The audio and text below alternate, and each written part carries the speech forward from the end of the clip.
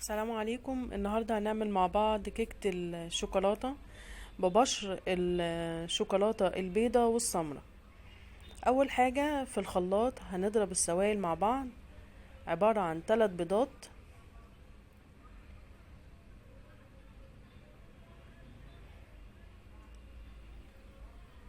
معاهم الفانيليا،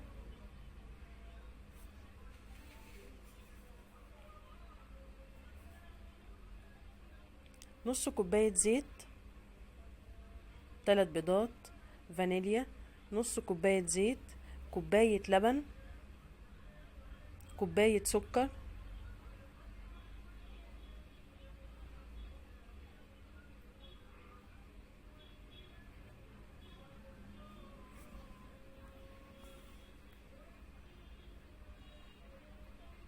معلقة خل كبيرة، و3 معالق كاكاو خام، 3 بيضات، كيسين فانيليا، نص كوباية زيت، كوباية سكر، كوباية لبن، معلقة كبيرة خل، و3 معالق كاكاو خام. هنضربهم كويس جدا مع بعض.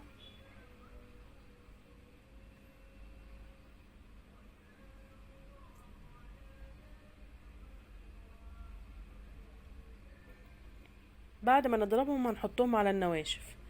النواشف عبارة عن كوباية ونص دقيق منخول، معلقة كبيرة بيكنج باودر، ورشة ملح.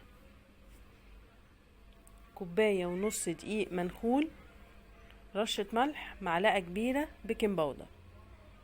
وطبعا اللي هيديله بقى طعم غني جدا وروعة، كوباية بشر شوكولاتة او شوكولاتة خام بيضة وسمرة. وطبعا لما بنيجي نقلب الكيك بنقلبه كله في اتجاه واحد.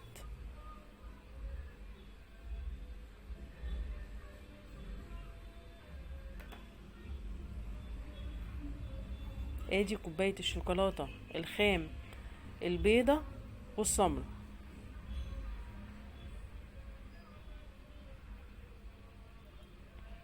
طيب هنحط الكيكة على درجة حرارة كام؟ على درجة حرارة 180 على الشبكة لمدة نص ساعة، ونبتدي ان احنا نختبرها.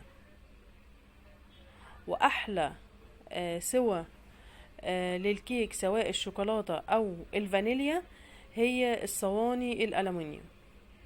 انا هنا حطيت في صينية الومنيوم، حطيت ورقة زبدة تحت. طبعا انتي عايزة تبطنيها باي مادة دهنية ودقيق، دي حاجة ترجعلك. يبقى هنسويها على درجة حرارة 180 على الشبكة، مش هنفتح عليها خالص غير بعد نص ساعة علشان مش تهبط مننا. طريقة سهلة جدا جدا وبسيطة وما بتاخدش اي وقت، ونتيجتها روعة.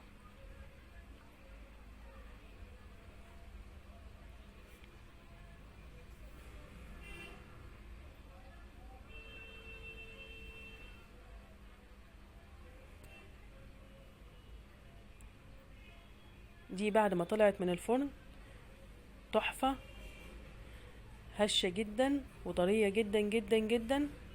وطبعا انتوا شايفين الارتفاع بتاعها، تحفة.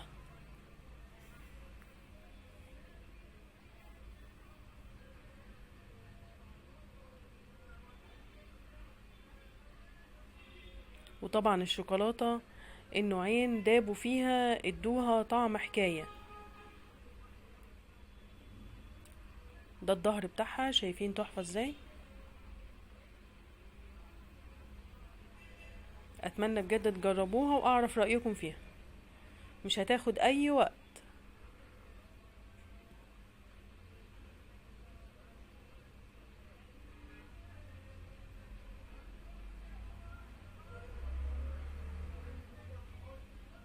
وعلى فكرة ممكن نستخدمها كسبونش لأي تورتاية.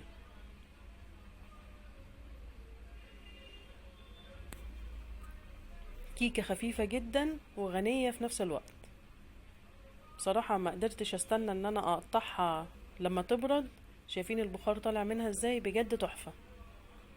اتمنى بجد تجربوها واعرف رأيكم فيها.